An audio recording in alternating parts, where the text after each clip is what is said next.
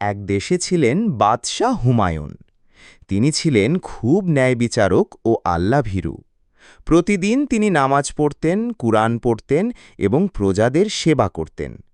একদিন রাজপ্রাসাদের বাগানে হঠাৎ এক খরগোশ ঢুকে পড়ল।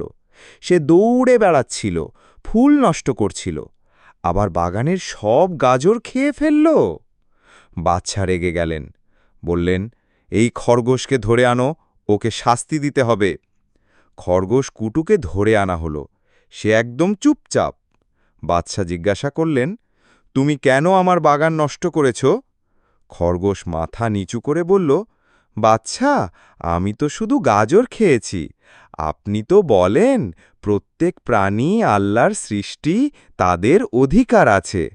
আমি ক্ষুধার্ত ছিলাম, গাজর দেখেই লোভ সামলাতে পারিনি।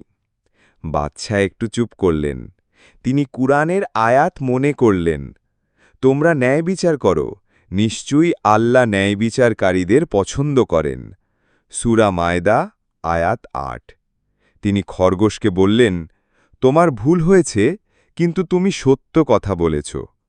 আমি তোমার জন্য বাগানে আলাদা গাজরের জায়গা করে দেব, তবে প্রতিশ্রুতি দাও আর কখনো অন্যদের ক্ষতি করবে না।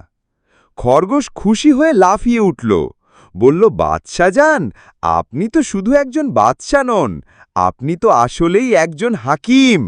সবাই হেসে উঠল।